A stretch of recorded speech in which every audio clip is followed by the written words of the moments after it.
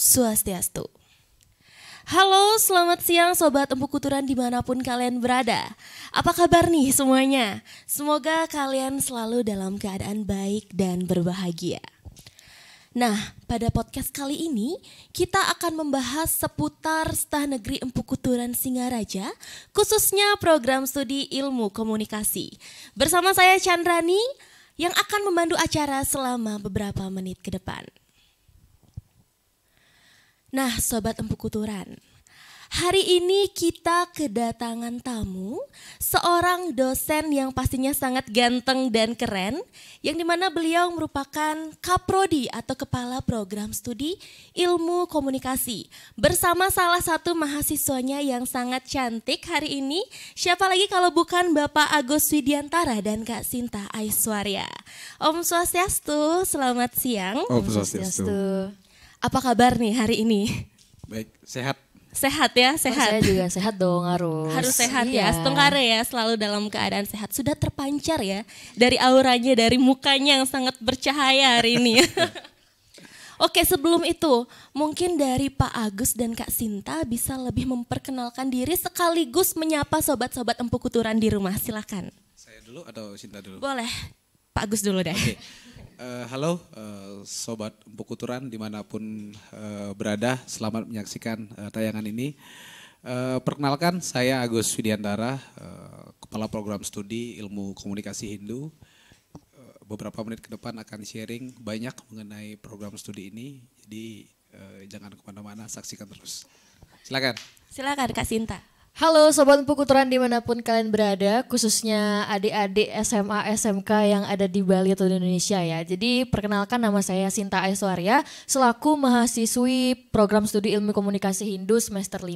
Jadi nanti di sini saya menemani Pak Kaprodi saya tentunya, dan juga menemani Chandrani sebagai host untuk sharing-sharing juga seputar kemahasiswaan di Ilkom ini seperti apa sih, seperti itu. Baik, terima kasih. Wah, senang sekali rasanya saya bisa di sini bersama Bapak Kaprodi Ilkom dan salah satu mahasiswanya. Emang beda ya feel-nya, sedikit deg-degan kalau bertemu dengan anak Ilkom gitu.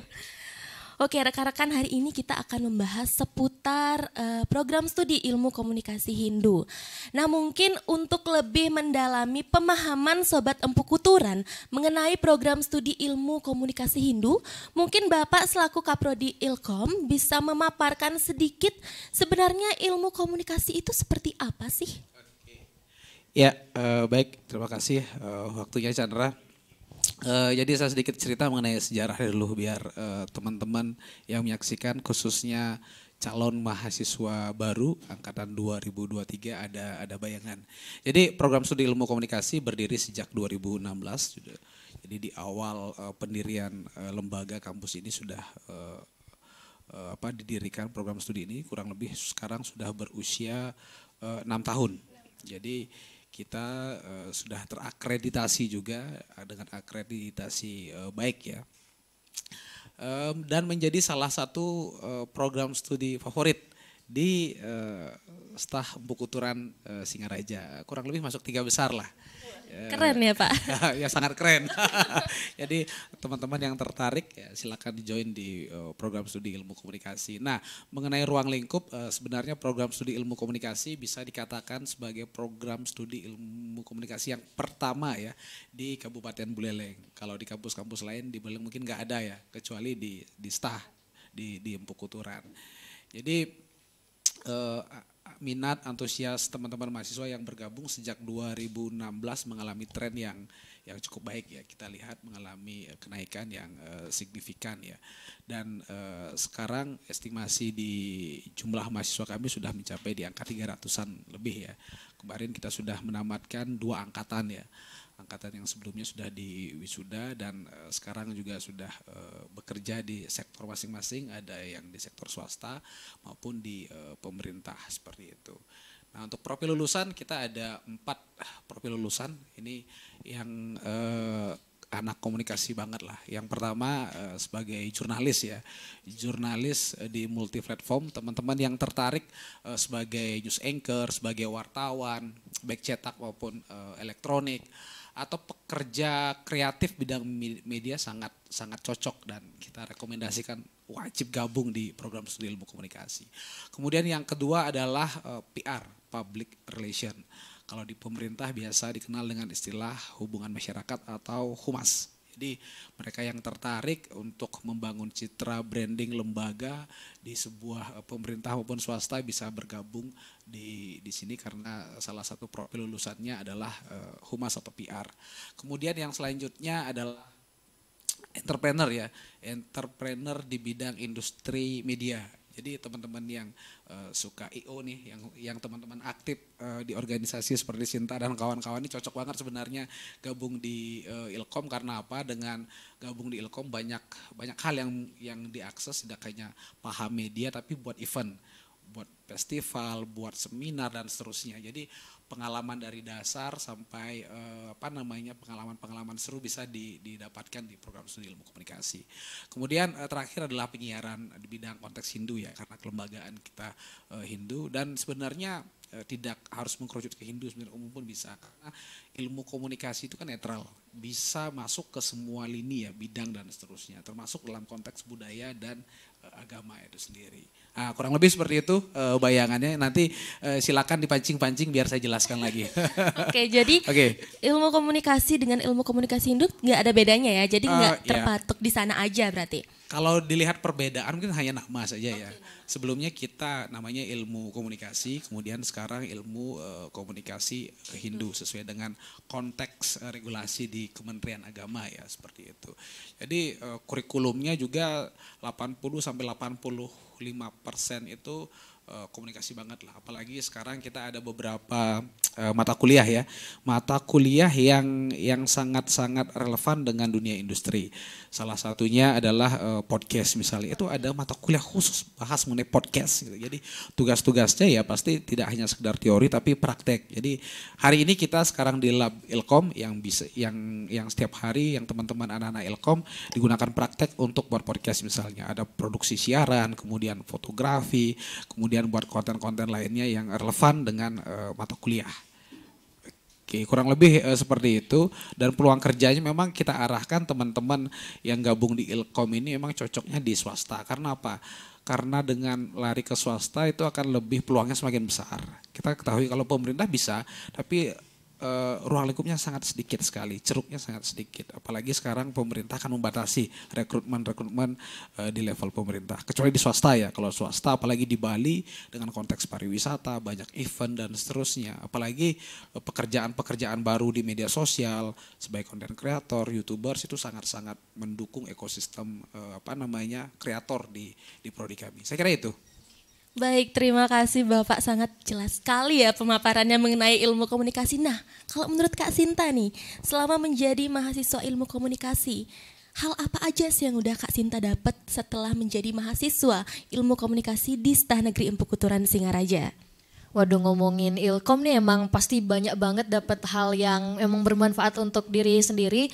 Jadi salah satunya ketika aku ini tipe orang yang sebenarnya malu depan kamera nih Pak. Ya, sebenarnya malu apalagi di awal-awal masuk Ilkom itu kan ada pelajaran public speaking. Nah, jadi di sana kebetulan dosennya adalah Pak Agus sendiri dan di sana kita benar-benar ditempa gimana sih cara ngomong yang baik di depan umum. Terus kita juga sharing kendalanya kenapa sih kita tuh malu atau enggak percaya diri ngomong di depan. Tapi akhirnya setelah banyak diberikan penugasan, diberikan penempaan dan lain sebagainya, kita juga lebih percaya diri dan sekarang saya bisa hadir di sini dan Swahaya dah banyak didaulat untuk menjadi MC, moderator di acara-acara lembaga dan itu mengasah skill public speaking saya. Nah, setelah itu juga terlibat aktif di organisasi itu juga memang benar-benar mengasah skill ilmu komunikasi saya Pak. Apalagi di kepanitiaan misalnya saya kebanyakan jadi si acara. Nah, jadi si acara itu kan salah satu bagian dari ilmu komunikasi juga. Jadi gimana kita bisa merancang event yang baik, bagaimana sih kita merancang event yang kreatif dan gimana sih kita ngatur SDM di kepanitiaan itu. Nah, yang paling serunya juga kalau menjadi event organizer itu adalah kita sat gampang banget buat tema, gampang banget buat konsep kayak gitu. Nah, karena itu memang semuanya ada teorinya. Dan teorinya itu ada di pelajaran-pelajaran yang diajarkan oleh dosen-dosen di ilmu komunikasi seperti itu. Jadi banyak banget sih kalau mau ngomongin Ilkom sampai berbusa juga masih gitu Pak. Dan emang benar-benar apa ya, benefit yang bakal kalian dapatkan kalau masuk di Ilkom itu memang beda ya dengan bukannya menganaktirikan prodi-prodi yang lain, tapi memang ini adalah hal yang pokoknya kita bisa masuk di segala aspek ya Pak ya. Entah itu kita juga bisa masuk di hukum, kita juga bisa masuk di keagamaan, kita bisa masuk di jurnalis dan lain sebagainya seperti itu. Terima kasih Kak Sinta. Nah, mengenai tugas-tugas anak Ilkom nih, Chandra nih pengen tahu sedikit, emang tugas-tugas anak Ilkom tuh biasanya ngapain aja ya? Siapa dulu nih Pak? Mungkin dari Bapaknya dulu deh. Bapak dulu deh. Ya, sebenarnya tugas-tugas anak Ilkom standar ya. Sebenarnya sama dengan prodi-prodi lain, pasti ada tugas dan kewajiban. Tugas itu kan sebenarnya kalau dalam konteks mahasiswa sebagai simulasi pekerjaan di dunia nyata sebenarnya. Kadang-kadang mahasiswa kan sering nego tuh, Pak bisa nggak minggu ini atau minggu depan dan seterusnya. Banyak alasan kadang-kadang les dan seterusnya. Sementara dunia kerja tidak seperti itu. Sering saya tekankan bahwa dunia kerja itu lebih gila lagi. Makanya di beberapa teman-teman dosen kita sering diskusi sesuai dengan kurikulum baru juga. Masalah penugasan sebenarnya relatif ya, dan kita setting memang agak sedikit sibuk buat project tugas. Misalnya kita di Ilkom dalam satu semester ya, setengah semester itu kita fokuskan teori. Itu kemudian setelah ujian tengah semester melewati itu baru ada proyek-proyek perkuliahan, entah itu buat podcast, buat macam-macam, ada film, kemudian ada webinar, seminar, bahkan mereka buat proyek mandiri yang dibiayai entah dari mana, mereka cari duit sendiri, usaha sendiri dan seterusnya. Jadi kita lepas gitu aja dan mereka akan inisiatif untuk membuat event itu sebaik mungkin. Kurang lebih seperti itu. Masalah tugas saya kira normatif ya. Jadi gini,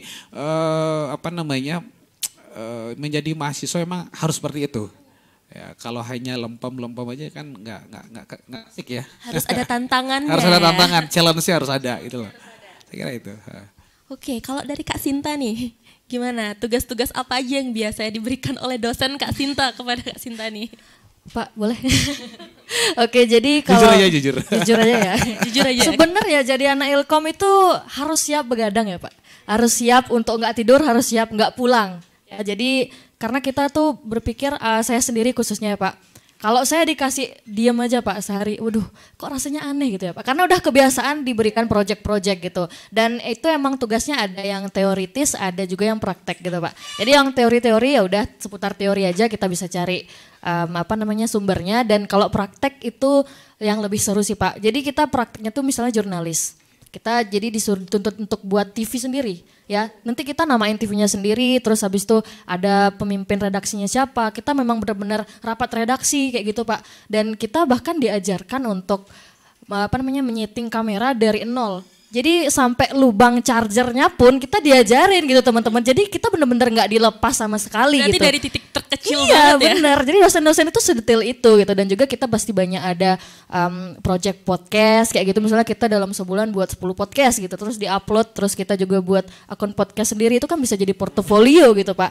Dan juga kita akun YouTube ada ya. Pokoknya anak Ilkom banget. Terus kita juga ditantangin sering tuh sama dosen untuk buat project di luar itu misalnya melibatkan instansi atau sekolah-sekolah gitu. Jadi kita waktu itu membuat project di sekolah ya, di SD di Ambengan itu matanya Pak Supade ya, kebetulan bapaknya ada di sini juga. Jadi kita benar-benar ditempa dan kita mencari sponsor sendiri gitu. Nah itu lumayan kan Pak, maksudnya karena kita tidak dinanai oleh lembaga, jadi kita memang karena tugas benar-benar tugas mahasiswa, jadi kita muter otak nih gimana sih caranya nyari uang gitu. Jadi melalui mata kuliah public relation waktu itu kita memang diajarin buat proposal yang baik, gimana sih Pak menyasarnya kemana aja kayak gitu nih. Nah jadi dari sana kita memang udah menjalin relasi dan nanti kalau kita buat event lagi, kita memang udah dikenal dan ini loh kita udah pernah buat event ini, portofolio kita kayak gini kayak gitu. Wah, seru ya ternyata ya. Bisa langsung terjun ke lapangan ya jadinya. Ya, terjun banget sih. Liputan itu juga sering kita. Karena anak Ilkom. Sedikit curhat ya. Enggak apa-apa, kita jujur-jujuran buka-bukaan di sini. Oke, mungkin ada satu pertanyaan nih dari Chandra nih. Emang iya ya, kalau mau masuk ke program studi ilmu komunikasi atau mau jadi anak ilmu komunikasi tuh harus pinter ngomong dulu baru bisa masuk ke prodi Ilkom? Iya, ini sebenarnya pertanyaan klasik ya. Iya, itu klasik.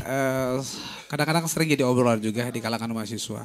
Bahkan ada yang ngejek ya, kok ngomong doang harus kuliah sih gitu. Sesederhana itu.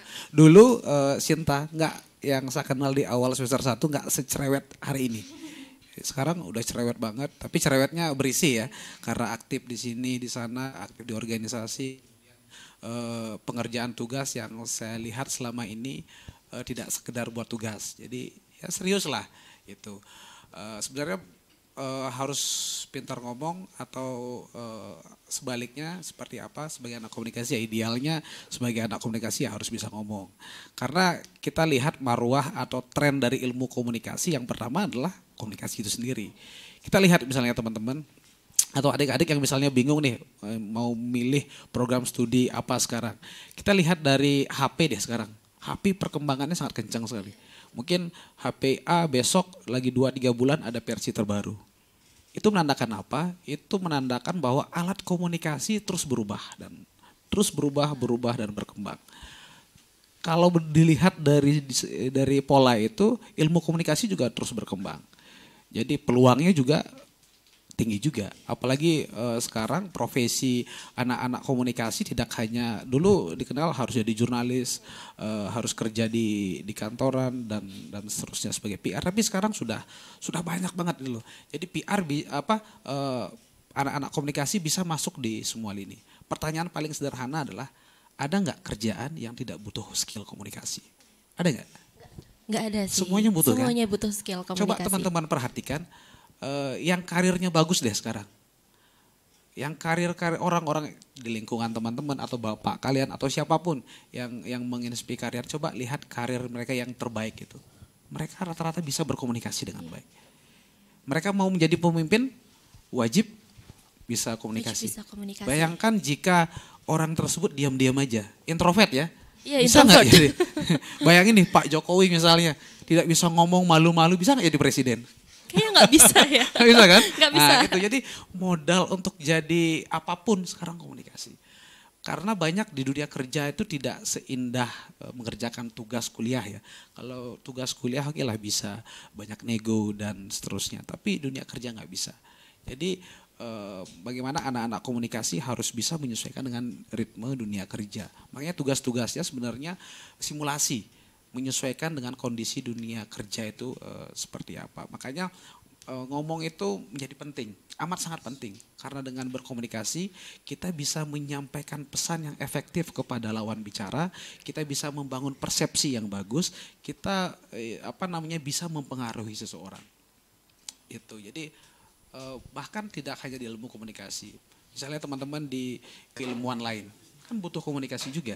Misalnya di pendidikan, di teologi, filsafat dan seterusnya. Seorang penceramah yang baik, dia harus bisa mendeliver pesan dengan baik, menyampaikan pesan dengan baik. Kuncinya adalah komunikasi, public speaking. Gitu. Makanya kita latih teman-teman di mahasiswa Ilkom itu, mereka tidak hanya sibuk di bangku kuliah saja, tapi kita push, kita dorong agar mereka aktif di organ. Nah, karena di organ, mereka di organisasi, mereka bisa mengkoordinir. Mau nggak mau, suka nggak suka, mereka berkoordinasi pada akhirnya. Nah, sering saya sampaikan ke teman-teman komunikasi, teman-teman harus bisa 3K. Gitu. 3K apa itu Pak? 3K itu adalah yang pertama komunikasi, yang kedua adalah koordinasi, yang ketiga adalah konfirmasi. Intinya sih ngomong. Intinya komunikasi ya. 3K ya. Komunikasi, koordinasi dan konfirmasi. Ini kalau anak Ilkom sudah bisa melakukan ini di semua bidang ya, semua lini, saya kira tidak galau sebenarnya nanti mau kerja di mana dan seterusnya. Dan gini, anak Ilkom itu sebenarnya merupakan jurusan yang selama ini dicari dalam tanda kutip. Karena apa? Kan teman-teman pernah nggak dengar ada nggak jurusan orang dalam ya? Atau program studi orang dalam biar langsung dapat kerja. Gitu pernah dengar nggak? Sering mendengar bahkan. Sebenarnya di komunikasi sangat bisa sekali. Karena apa? Karena di sini diajar selain komunikasi, diajar negosiasi. Kita membangun relasi di sini. Itu ya. Dari relasi ini akan lahir rekomendasi. Misalnya si Sinta nih, si Sinta dulu aktif di sini. Nanti misalnya ada project dosen buat apa di luar kampus, nanti kontak aja Sinta yang sudah tamat. Nah, itu kan sebenarnya Sinta sudah punya kenalan sebelumnya dari dosen dan seterusnya. Ya karena orang dalam, karena rajin komunikasi. Bisa saya pastikan teman-teman yang jarang komunikasi, aduh susah dapat orang dalam. Karena kunci orang dalam tanda kutip ya, positif ya. Orang dalam itu kita kenal, jadi mereka tahu kapasitas kita, kemampuan kita dan skill kita. Jadi itu makanya sangat penting ya. Jadi komunikasi itu ibaratkan oksigen ya. Coba bayangkan kalau kalian bernapas nggak ada oksigen gimana? Mati saya Pak. Ya mati, tersengal-sengal kan? Tersengal-sengal saya, sesak kan? nafas. Sama, kayak orang berkomunikasi sama juga. Jadi kalau komunikasinya bermasalah, saya kira itu akan berdampak banyak hal. Makanya orang yang malas berkomunikasi akan melahirkan banyak miskonsepsi pada akhirnya, mispersepsi, kekeliruan dan seterusnya. Saya kira itu ya, topik-topik ini teman-teman akan dapatkan di bangku kuliah ya, khususnya di program studi ilmu komunikasi. Saya tidak akan banyak membahasnya. Silakan ya Chandra. Baik, terima kasih. Emang ilmu komunikasi ini merupakan suatu ilmu yang sangat penting Pak ya. Dengan menanamkan konsep 3K tadi, koordinasi, komunikasi dan konfirmasi. Seperti wah keren banget ilmu komunikasi ini. Jadi buat rekan-rekan yang tertarik nih dengan program studi ilmu komunikasi Hindu, nggak usah ragu lagi. Ayo segera daftarkan diri kalian di program studi ilmu komunikasi Istana Negeri Empu Kuturan Singaraja. Nah, mungkin sekarang Chandra nih ingin bertanya dengan Kak Sinta nih. Kesibukan Kak Sinta selama kuliah itu ngapain aja sih selain belajar, membuat tugas dari Bapak Ibu dosen? Selain itu ngapain aja sih Kak Sinta? Selain itu sih udah pasti harus ikut organisasi ya. Karena kalau jadi mahasiswa nggak ikut organisasi, waduh itu bahaya banget sih Pak. Karena di mahasiswa ini kita lagi muda-mudanya banget, terus kita lagi memang exploring banyak hal. Dan selain itu juga karena tuntutan karena kita beasiswa ya Pak. Jadi kalau di beasiswa itu kan harus ikut organisasi juga kayak gitu. Dan tapi itu bukan paksaan karena kalau ikut organisasi itu kita bisa banyak banget dapat benefit. Jadi kalau aku di kampus itu ikutnya dari HMPS. Jadi di Ilkom itu ada namanya HMPS, Himpunan Mahasiswa Program Studi Ilmu Komunikasi. Jadi di sini kita bekerja sama dengan rekan-rekan di di ilmu komunikasi sendiri kayak gitu. Terus aku juga ikut HMJ Dharma Duta karena kita di bawah naungan Dharma Duta ya, jurusan Dharma Duta gitu. Jadi kita di sana juga kerjasama nih. Jadi dari lingkup terkecil terus kita di HMJ kita kerjasama dengan Ilkom, dengan pariwisata, terus ada juga nanti manajemen ekonomi itu kan prodi baru jadi nanti kita bisa nambah relasi, nambah teman lagi kayak gitu. Terus aku juga ikut DPM, jadi di DPM itu Dewan Perwakilan Mahasiswa, jadi ini lebih tingkat tinggi lagi di bidang legislasi, tapi di sana benar-benar bukan eksekutif lagi, seperti HMPS HMJ, tapi memang di sana benar-benar mutar otak gitu. Jadi gimana sih kita dituntut untuk berpikir membuat regulasi seperti itu Pak, dan juga kita berpikir untuk bagaimana sih menampung aspirasi seluruh mahasiswa lagi, jadi bukan di lingkup prodi aja gitu. Dan itu adalah sebuah hal yang merupakan privilege karena kalau kita jadi anak ilmu komunikasi kita bisa menyatukan persepsi Pak di organisasi itu karena kan di organisasi orangnya banyak. Jadi kalau kita ada skill komunikasi itu jadi kita bisa menciptakan relasi, menciptakan pengertian dari komunikator ke komunikan. Nanti kalau teman-teman belum mengerti komunikator komunikan nanti makanya masuk Ilkom gitu.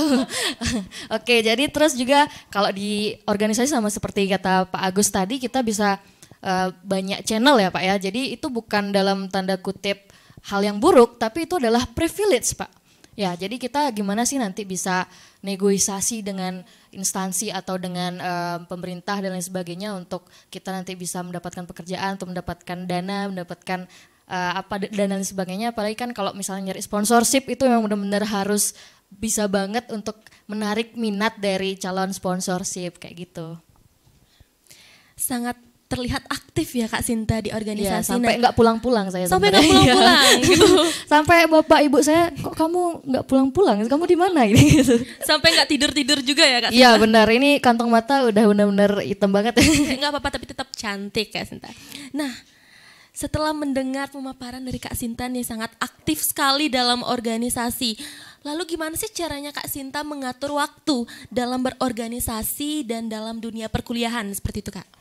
Kalau ini sih fleksibel ya, jadi kalau misalnya di Ilkom itu kan nggak hanya juga setiap hari masuk kelas, setiap hari belajar teori, enggak, tapi dosen-dosen kami itu lebih banyak memberikan project kayak gitu. Jadi kalau misalnya projectnya itu kan ada deadline-nya tuh. Kalau misalnya deadline-nya lagi 2 minggu kan kita bisa nih untuk datang rapat organisasi dan lain sebagainya. Kecuali kalau memang benar-benar harus tatap muka, ya kita memang tujuannya ke sini kan untuk kuliah, untuk belajar. Jadi kita memang harus memprioritaskan perkuliahan terlebih dahulu gitu. Ya tapi tidak menutup kemungkinan kita juga kadang harus karena di organisasi itu genting ya, karena apalagi datangnya dari lembaga langsung, tapi lembaga kan tidak akan lepas tangan, pasti akan dibuatkan dispensasi, karena kalau memang benar-benar genting dan menyangkut seluruh mahasiswa, apalagi kalau misalnya kayak tadi di DPM, itu sering banget ada project atau dari arahan dari lembaga langsung kayak gitu. Keren sekali ya Kak Sinta. Emang terlihat banget ya kalau misalnya perbedaan anak organisasi itu seperti apa ya gitu. Nah mungkin Chandra nih sedikit kepo nih tentang suka duka Kak Sinta menjadi anak ilmu komunikasi itu gimana aja sih?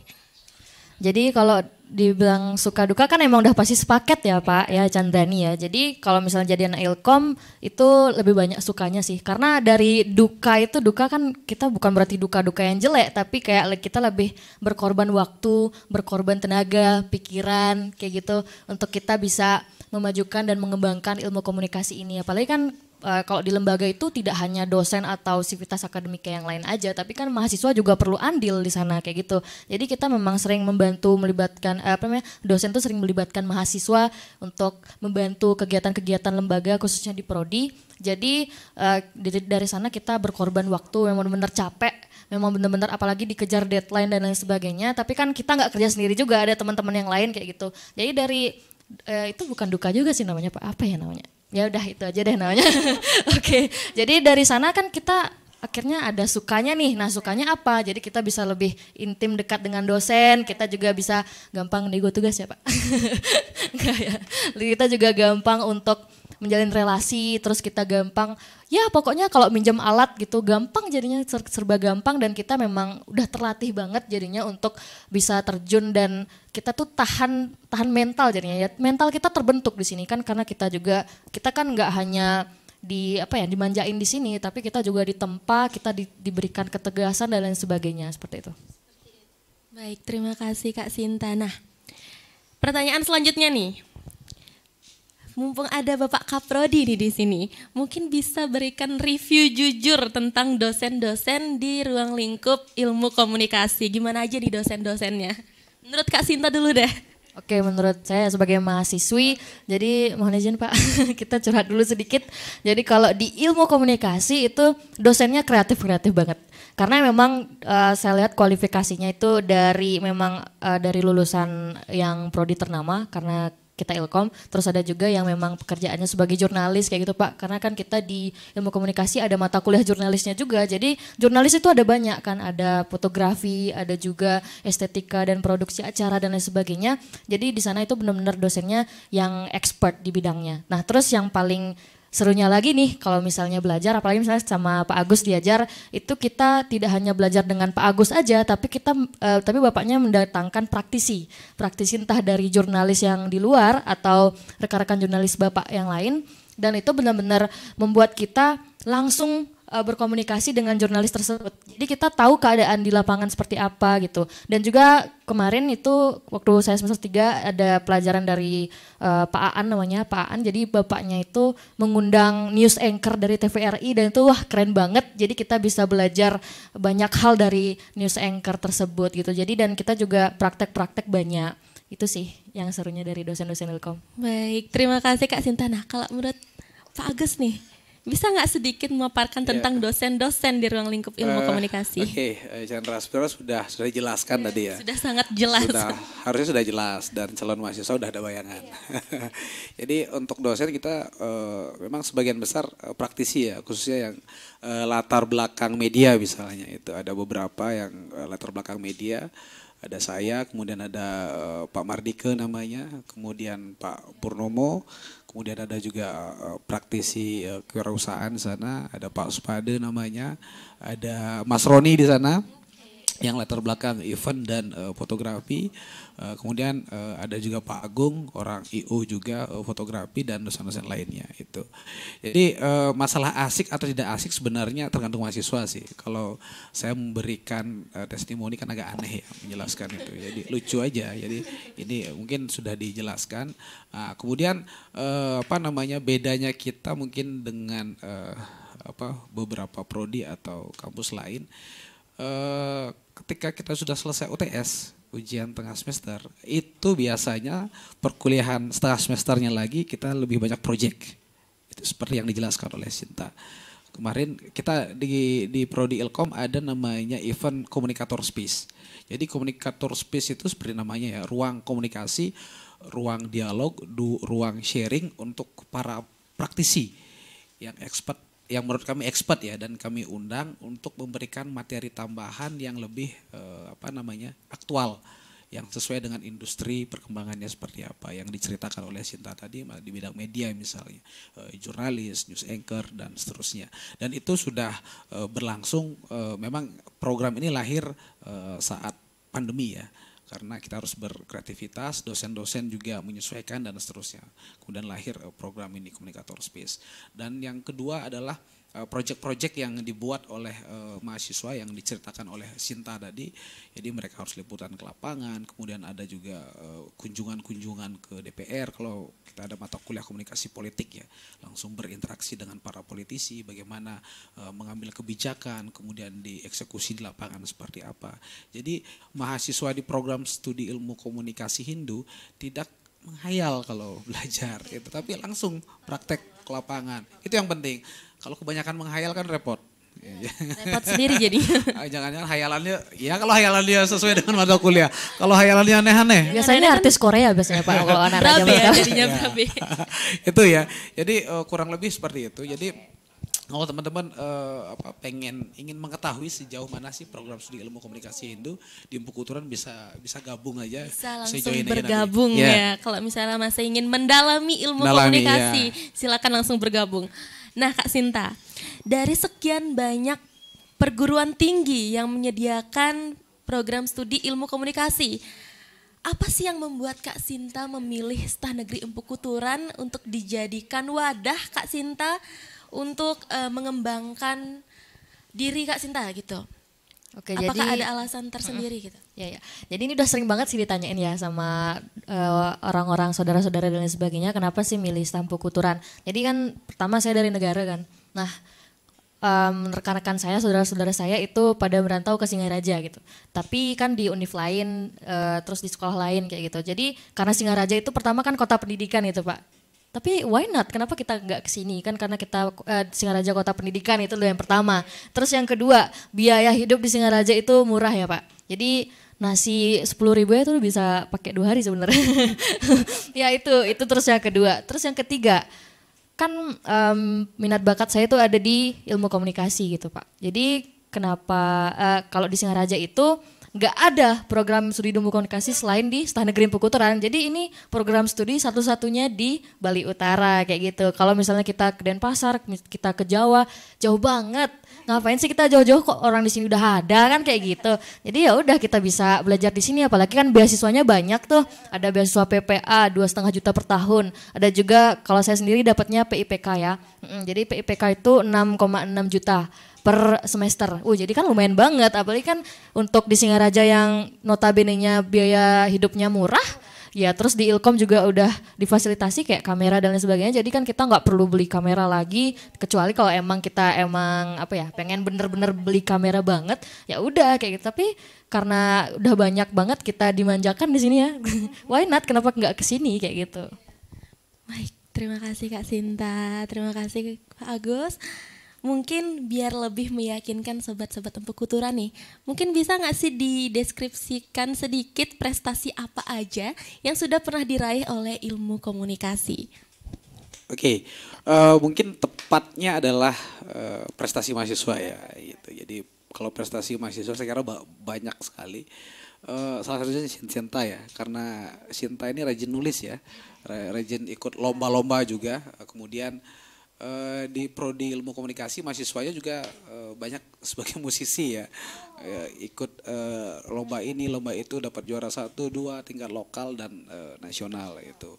Kemudian mahasiswa kita juga aktif, selain aktif di organisasi internal dan eksternal, mereka terlibat dalam berbagai kegiatan-kegiatan eksternal yang digelar oleh lembaga-lembaga independen. Kemarin misalnya di awal November salah satu mahasiswa kami terpilih ya di Bali, itu dari kami Pukuturan dan ada kampus di Denpasar sebagai salah satu peserta untuk mengikuti pelatihan literasi digital tingkat nasional di Samarinda misalnya itu. Jadi berlangsung kurang lebih kalau salah 3 hari ya.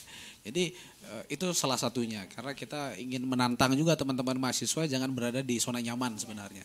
Jangan sampai jago kandang, kurang lebih seperti itu. Jadi harus coba dunia luar, harus bangun relasi sebanyak-banyaknya mumpung masih muda ya, mumpung masih statusnya sebagai mahasiswa.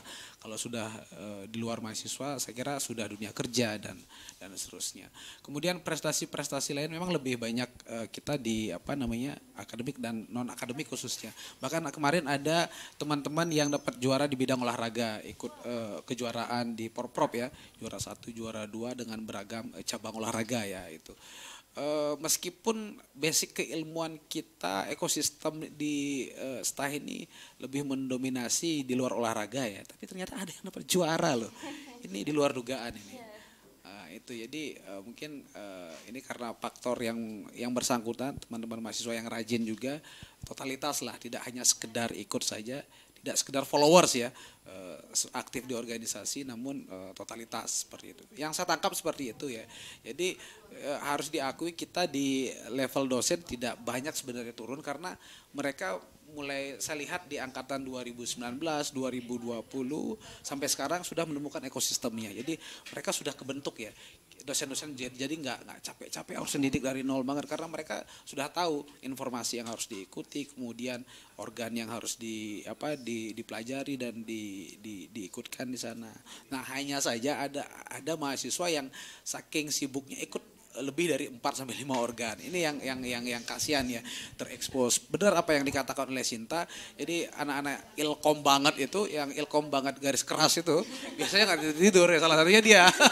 Jadi garis keras banget dia. Ilkom garis keras ya. Jadi ikut organisasi ini, muncul di sini, rapat jam 10 pagi, nanti ikut rapat lagi di tempat lain. Jadi hidupnya penuh rapat. rapat diskusi gitu. Jadi tapi asik sih, karena menunjang keilmuan dan ekosistem keilmuan kita di program studi. Saya kira itu. Banyak sekali ya ternyata mahasiswa ilmu komunikasi memiliki bakat yang sangat beragam gitu di bidang akademik, non akademik, bahkan ada di bidang olahraga tadi gitu. Wah, luar biasa sekali. Oke, rekan-rekan, nggak kerasa nih udah sampai di penghujung acara. Mungkin buat Pak Agus dan Kak Sinta, mohon maaf, mungkin bisa diberikan closingan untuk sobat-sobat Pukuturan dan mengajak sobat-sobat Pukuturan untuk mendaftar di program studi ilmu komunikasi. Siapa dulu nih? Mungkin dari Pak Agus. Oke. Baik teman-teman yang sekarang lagi galau ya, bingung milih program studi apa ikut teman atau ikut apa, atau ikut pacar atau siapa, ikut hati nurani, itu yang penting. Ikut hati nurani sambil nonton podcast ini. Jadi nurani kalian akan kebuka itu. Jadi biar plong ya. Jadi saya kira memilih program studi ilmu komunikasi Hindu di Pukuturan tidak ada salahnya. Karena apa? Seperti yang dijelaskan tadi, kita strategis, biaya nggak mahal-mahal amat sih. Apalagi di tengah resesi ini ya, resesi 2023 loh. Jadi biar orang tuanya juga bisa ngatur keuangan, karena yang dihidupkan bukan kalian aja tapi keluarga lain juga, kasihan. Jadi ini sangat masuk akal sekali dari biaya, kemudian fasilitas, ekosistem akademik juga kita sudah kebentuk, dan tentunya di Singaraja ya, seperti yang disampaikan tadi, ini kota pendidikan. Asik sih, silakan bergabung, dan yang paling penting tadi disampaikan juga, dosen kita muda-muda. Itu keunggulan Pukuturan ya. Dosen muda-muda di Pukuturan. Kadang-kadang kalau saya gaul dengan mahasiswa itu tidak bisa dibedakan. Mana dosennya? Masih terlihat seperti mahasiswa soalnya Bapak. Iya, mana dosennya, mana mahasiswanya itu. Beda tipis kan?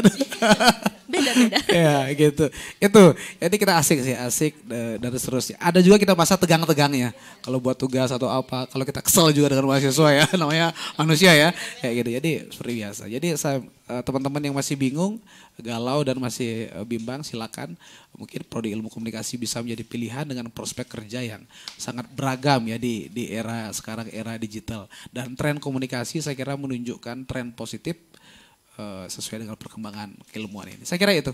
Terima kasih. Terima kasih. Kalau dari Kak Sinta nih? Ya kurang lebih sama sih kayak yang diucapkan oleh Pak Kaprodi kita ya Pak Agus. Jadi buat teman-teman semua yang memang masih bingung mau kuliah di mana, mau ngambil program studi apa, atau yang paling penting kalau yang mau belajar ngomong, yang mau belajar di media dan lain sebagainya, ayo kita datang di Stamp Pekuturan Singaraja, kita belajar bareng-bareng di sini bersama dosen-dosen kita yang ganteng, cantik, yang muda-muda, udah kayak kakak sendiri sebenarnya ya kalau di sini.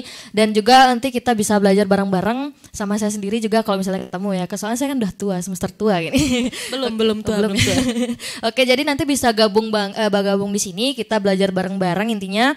Dan juga nanti teman-teman kalau daftar di sini kan bisa ada pilihan organisasi, pilihan beasiswa juga banyak banget. Ini yang ditunggu-tunggu biasanya ya. Apalagi kan resesi tadi, kenapa kita nggak coba nyari beasiswa di sini? Karena di sini biaya murah, terjangkau, beasiswanya ada PIPK, ada PPA. Jadi kita juga bisa explore banyak hal di sini. Jadi ayo kita masuk di ilmu komunikasi. Satu lagi, kalau teman-teman adik-adik mau ketemu kakak Sintanya, banyak di sini. Stok kakak Sinta yang lain banyak di sini. Yang mau masuk ke ilmu komunikasi nanti ketemu sama bapaknya ada Kak Sinta. Nanti bisa foto bareng dan minta nomor WA-nya mungkin ya. Baik, terima kasih untuk Pak Agus dan Kak Sinta atas waktunya sudah mau hadir dalam podcast hari ini. Wah, seru banget ya kalau misalnya kita emang ngomongin tentang ilmu komunikasi. Selain memiliki peluang kerja yang sangat luas, mahasiswanya juga sangat-sangat berprestasi.